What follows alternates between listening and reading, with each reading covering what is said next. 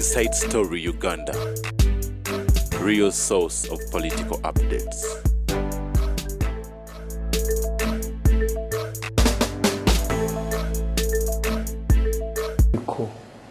You don't have career diplomats, and you have a problem with the Chinyarwanda practice. When one person is attacked, you believe that he is going to create a vacuum of another person. And when my programs are switched off, other TV stations don't see it as an attack on the media.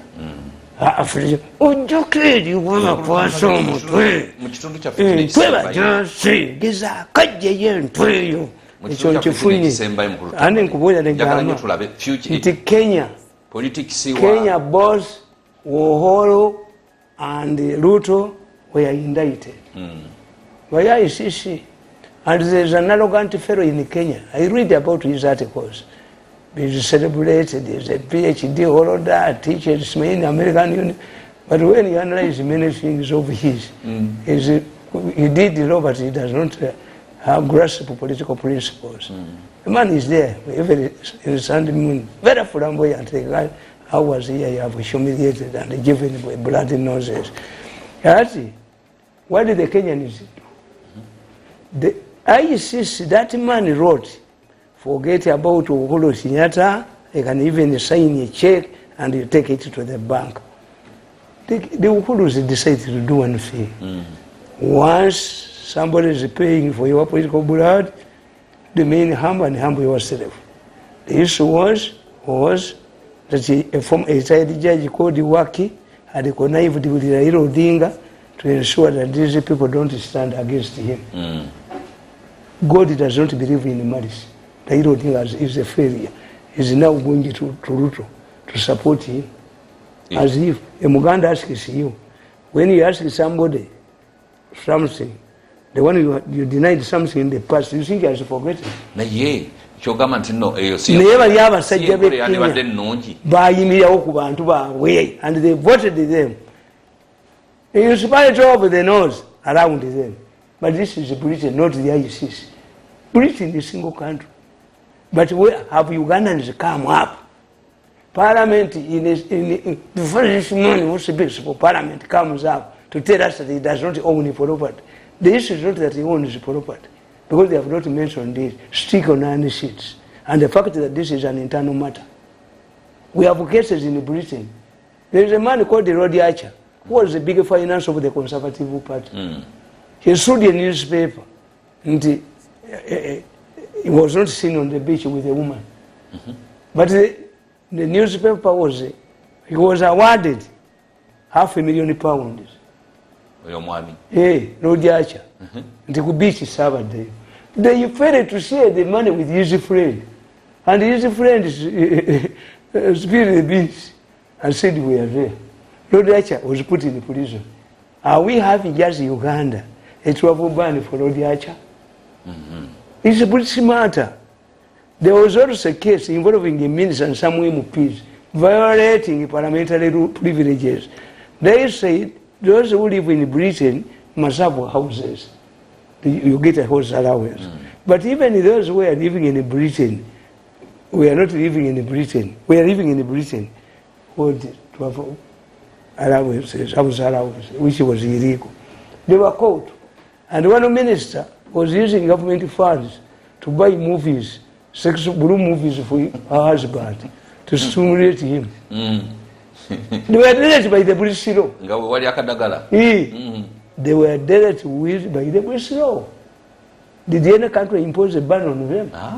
So this is an assault on our sovereignty and independence. And how are you sure that from moving to the speaker, they will not move to the executive, they will not move to the judiciary? Speaker yaitamu etteeka lya homosexuality. And kinkubuulira, kakati the issue is homosexuality. But they are hiding. They know that if you use the homosexuality issue, Ugandans will run behind what? Naye ffe batuyita bassebo. Mubwe muli. Nti ffe tulowooza, ffe tukkiriza. Nti bannabbanja n'abalala. Babusiba baddeko sanction. Amabaati gali divided into two. how has since independence the British were here, what did they create for Karamoja if their attention is in Karamoja? Nothing. What happened to those who squandered the world funds amounting to $10 million? We pose the questions. Are you honest? Are you honest? Nekitegeeza nti no ne parliament ya Britain ya Bungereza nayo ekkiriziganya abazungu bakolera baseparating what the reports from the American ambassador here or the High Commission ate sai over M16 sibeera nabyo biba byanjawulo. Omubaka wa America ayinza okuwandikira ebbaluwa tugenda ku American Embassy ofuneyo visa tekisoboka. They separate. Bush, when Bush declared the one of Saddam Hussein, his pastor objected. He said when it comes to matters related to religion, I agree with you. This is politics. Bush rejected the opinion of his pastor during the America Saddam war. But if you don't have a strong department, until you are going to have an oil producer, you would strengthen your position in Saudi Arabia. But even the man you are appointed to go to Saudi Arabia is sitting here in foreign affairs in a small office, waiting $200,000. And you say, Museveni said, once you produce oil, I'm going to dress like a sheikh. An oil producer, you would strengthen yourself in Saudi Arabia. Awali abakafuru abamafuta omuwala agenda okufumirwa atandika okutambulako mu gawuni z'abanene agenda ku mbaka. Which one switch? Which one kiki ekiri ku mulembe? Which one kiki? Kakati bw'obanga ne Saudi Arabia ng'ogenda okusima amafuta. And how do you flout the president is the executive? Kati mukulu Tamale future ya Among in politics serieti anakomawo future ya Among. The dangerous thing is that those countries operate in groups. Once Britain denies you, you will see other countries denying you. Two, how do you have a speaker who cannot be allowed to move? President anakola naye anti kyenkubuulira until kati banaboogera speaker boogera talina property. They are not raising any issue. Don't divert from the real issue. The real issue they are using is iron sheets. You concentrate on iron sheets. What's the British interest in iron sheets? Tell us. Were they donated by Britain? Were they manufactured in Britain? Were they supplied by a British company? In case even if they were supplied by a British company, it means that the government has refunded the money. Museveni ordered the buying of new iron sheets. How many Kalamajongo do you have in the British Parliament? Yes. What investment did the British invest in Karamoja in the last 70 years they were here to be concerned about the plight of Karamoja? Are they the leading donors in Karamoja? Whenever Karamoja is struck by food shortages, famine, how many times have we seen the British taking their food? Why do you cry more than the British family? Mr. Britain.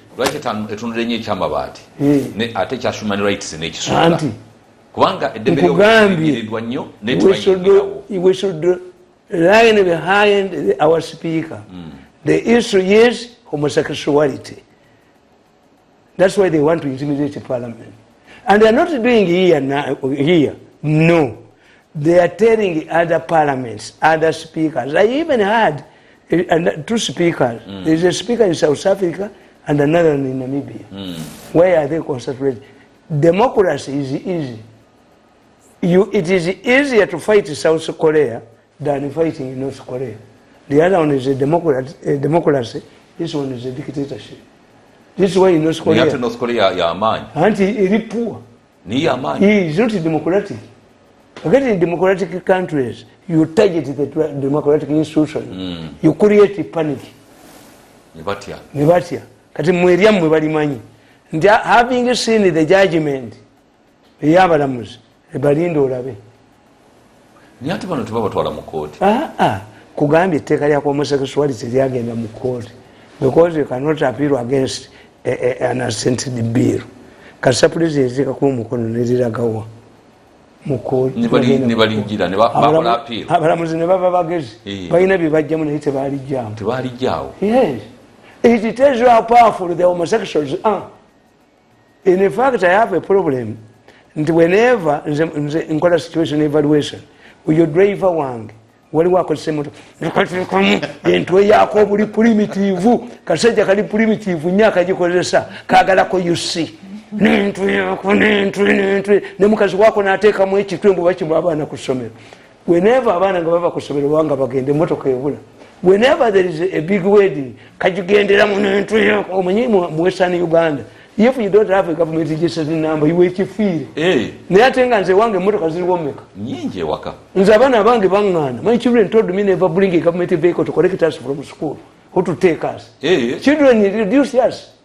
Abaana babavuma mu emotoka yaabwe mbakimira mu mirundi bwanu. So si mweyizo mirundi bwanu yenona abaana bange mirundi bwanu. Benz, Mercedes Benz. Wava muno airlifted it from London. When I had the money, can you fight me? Me with allies. Songo allies. Now my Songo allies in this case. He's the president. Mwenda and others. You are isolated. This is why I've decided to go to Parliament to widen my platform. Yes, to widen my platform. We are lacking intellectuals.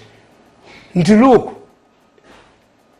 When you look at the way the Ministry of Sports is working, it's to isolate Hamozi Chisao. But Ham has helped us, has woken up a sleeping dog. You are panicking now. You are panicking now. Atechaliwo. Never do sangala bizabwe. Ndoza no mupira ba. Nambole kakati akola nnyo. Bageze ne mipira. How much money if we audit that money, how much money have you eaten? Tamale nawade kono omuntu omu yagenze Nambole. Ntekisawe cha hamu mu cha isolating. Ali mufufwa. Ne yangamye nti mwami kwezi sente ze babbye Nambole tetuzimanyi. Gwanga umanyika nkuvuli. Batadde mu butebe fa abaganda na muddo. Ibajja kumuyulu gwanga talina waabonera. Fetubala. Bajja Obua, they removed Obua, they humiliated Obua. Obua was the Minister of Sports, humiliated him. Mbumama ayagala ogwanga. Kubanga mukoza analya sente. Mukoza analya sente. The buses must be removed. When bobera n'abantu abalaba abangi kyamonge naye ayina abalabe bangi. You have gone to Busoga, Mama Busoga. Kabaka is there. Kabaka is formidable. You have hinted on removing the buses. Zineza asamu kutesa pioneer. Kabaka nkubulire. There was a time when we were sitting facing giving his first lift to Nambole bagitunde. What if they bought that Nambole at that time, which was intended for sale? Ni bali baligitundira ki? Baleta abanyankole abogera Oluganda n'Olunyankole bagigule ne bali commending Nambole yetakyasoboka. Rehabilitating it is very expensive. Mukijjewo mukitunde ne baganda Nambole is sitting in a 2 square mile land.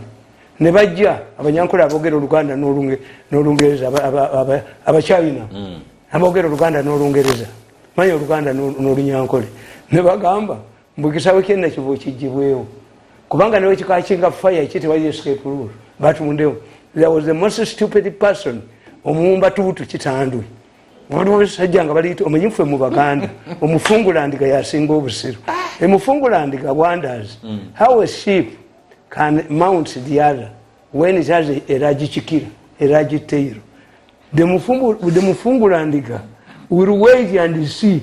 He is confused. How do they? The already Baganda uses Rwanda. Abasinga abayambalanga ovulo. Ovulo Abaganda baziyita Muganda omuzungu tapa. But the Bazungu don't go to the toilet. Why? How do they remove the overalls? Ngabagenze mu toilet. Tuzita muzungu tapama. There were an argument in Uganda when they saw singers and these contractors donning overcoats. Muzungu tapama. But what way to search Chumba to Vachi Tanga Chitando? The boy has no money. The boy has proved he has money. You kept his money in a certain bank thinking that you will fail it. Yes. No man he told me, Tata Tulumba Basajabo, Bebaino Buyins, Bebaino Buyins, Kisawicha, Fichikata, Vakovand, Basajab. But as a Ugandan, I want to tell you. Once the president has endorsed this Kisao, you must follow suit. Museveni consult. Togambo Kafu Yakanyembu Techiwezi. Yes. Put Museveni visit and tour and commission. Ekishabu kitawezi. Tekisoboka. Teyageza mpira Museveni simusambi wa mufiri. Nagukuba. Museveni tajanga kumutimu na asamba. Yasambirako ennamu. Kakati mbaga ngongole ya musingo okutegeera. This was isolated against He will call you. No better about what I was saying. I'll talk about a transfer, the banana and swallow. A kisawa saga. I said, Mago would not go there. Ukuruno, Ramsey. For Batugam politics, nobody quarrels with the success. This young man has succeeded. It's so easy. If you take Wanga Jote Kaku, Ebisawi will become 7 years again.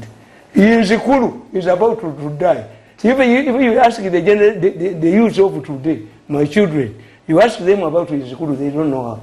But Museveni directed Bazimbeki Sawi in Mumanyaga Izukuru Marua. What did they attack Bua? Bagamba. Nature Chibua. Bagamambo sent Muziweba local district. But do they have engineers? Oh, no, those are left over as one day. And if the police decided to deal with all of those who stole, and they widen their nature to support them. If every corrupt person is dead with, I was accused of police intervention. Kubanga, when a woman is battered by a violent husband, and she hears that violent husband has been battered thoroughly by another man, the woman can even offer sex to that man. Yes. I'm beat the bow. So when foreign countries like Britain are zeroing down killings of people for organisms, I clap for them because we are afraid to do it. The local authorities are afraid to do it. I clap for them. If we are moving about corrupt people, including those who are involved in the big scandals that have depleted the national resources, I will clap for them. But when they narrow on an individual, they lose my support. Yes. And Britain yari gambi because Britain now broke away from the European Union. It deals with as an independent gund. Bilateral, we call it bilateral.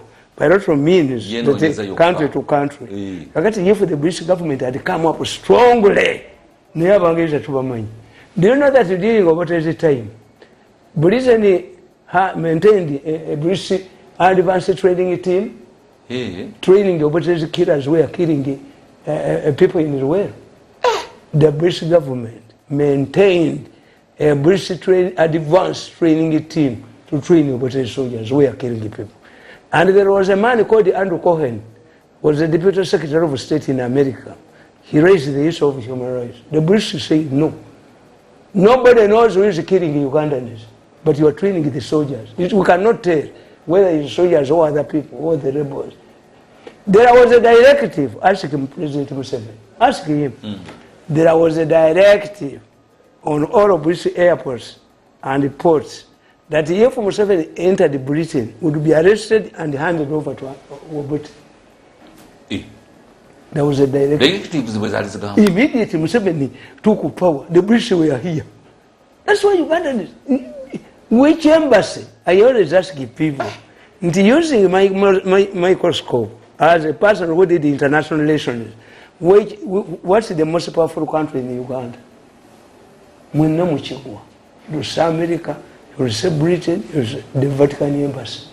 The Vatican Embassy is the most influential and powerful embassy in Uganda. Why? All of the churches belong to the Vatican. Is that Catholic? When Archbishop Rwanga died, many Catholics wanted his work. But we waited the Pope's envoy. Alangirire. A Pope who was not born here can decide who should be a cardinal and who shouldn't. I told you that once the Vatican detected tribalism, the tribalism had crept up the Catholic Church because the Archbishop of Mbarara, Bachenga, was supposed to be the Archbishop of Kampala.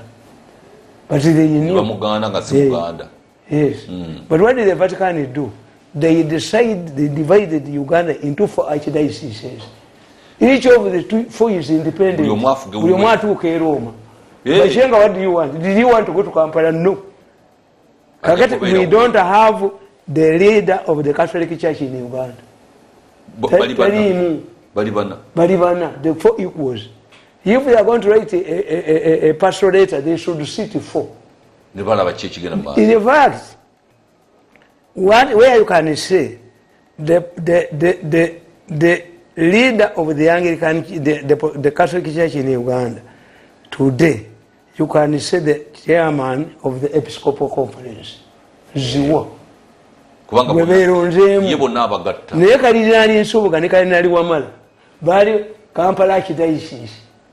At one time mwembabole 2 priests came from Toro, Fort Portal, to represent their areas in CA, the constitutional making body. Cardinal Subuga said, you people, you don't have families. You go back to Fort Portal. Leave the laity to do their work. Concentrate on your pastoral work. The cardinal in Kampala. These 2 police denied him, but the court decided to nullify the election. Yes. But today it can't.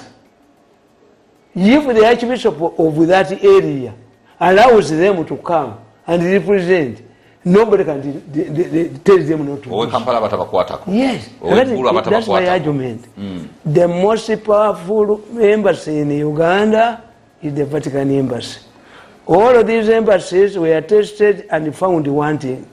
Those of us who are old enough, we used to see the British and the Americans at their embassy near Parliament. How? We used to see them parking their buses with the children to go for something to Nairobi, only to come back when the things are restored. Did Uganda have a single peacekeeper? No. Tell me. The only peacekeeper who came to Uganda was a Kenyan peacekeeper. Auntie, very was the agreement, a peace talks in Nairobi, Uganda. Did we see a British peacekeeper here? No. So that's where you lost. All of these countries have lost. In fact, when you look at the situation, most of when a government collapses, it creates a vacuum. And that vacuum is always filled by non-government organizations or foreign aid. But in Uganda, most of the money they steal is Museveni's money. Not foreign money. Babazawan. Why? When you go to countries like Kenya, where a government had collapsed, the parliament contained many non-government people because the government has collapsed. In Uganda, how many people come from a non-government organization to go to parliament? Because they use this. Hey, Ugandans fear visas. Visas, me I'm open, even if I go for their visas. Yes, it's somebody. I went to the American embassy. They told me, I'm a rich man. I said, they have already told you, I'm a journalist who owns 2 newspapers. Do you have media owners in your country who are poor? I'm a rich man. I'm going to see to Ogun. Mutani wange yali graduating at Scotland. Vijani University ku oil. I was arrested kubaga omuntu kafuto kimanya at the airport. Scottish airport. Yes. Who are you? I explained. I'm a spokesperson of the president of Uganda. Have you come with a pistol? I said you were stupid. And I know that it is illegal to come with my pistol. Yes. Have you brought my Museveni's money? Is it normal for here to carry the Queen's money?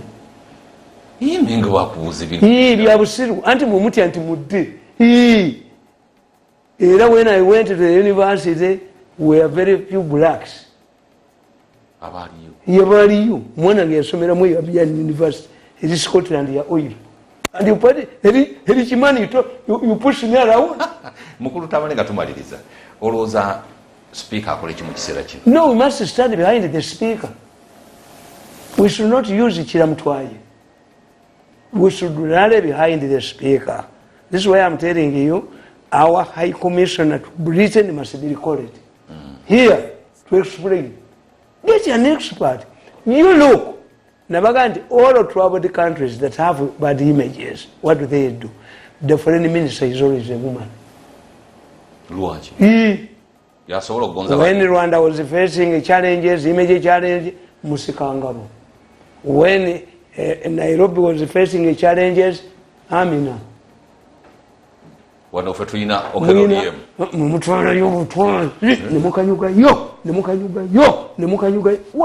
a high commission of Uganda to Britain, an ambassador to America, UN, an ambassador to China, an ambassador to Tanzania, an ambassador to Kenya must have commercial interests. What this is our largest trading issue. And the parliament has stepped on many toys. Abanimi bachi, benjaga, ojiweze, sigala omuweze, egundi. Abo bonnakati oluwulira amuzungu ategeera. Kakati kambabulira ekintu kimu. I predicted that once you say woman on the political scene, spells doom. That's why Museveni handled this woman. The woman who almost reached Kampala. Or Lakwena. But Lakwena escaped. On the opportunity, Gondi, Professor Newton Ejoko was arrested. I'm now announcing we are likely to have a woman presidential candidate. I'm telling you.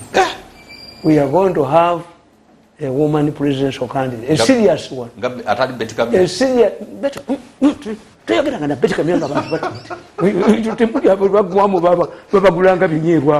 Federal Alliance yagenda na mirembe n'agamba Museveni ng'omukazi ow'ekikulukuto bwe yajja ku Yesu nange bwenze wano nkusabe federal yali agyogedde olwamulaga eggumba ng'embwa nadduka abo sibe ffe sibe bambirundi ffe so therefore mbagaye nti according to situation evaluation utalwa abanundumazi because the president has taken anti bangoberera the president has taken over the battle ye kati yabeekubira. Their camp is divided, the two are isolated.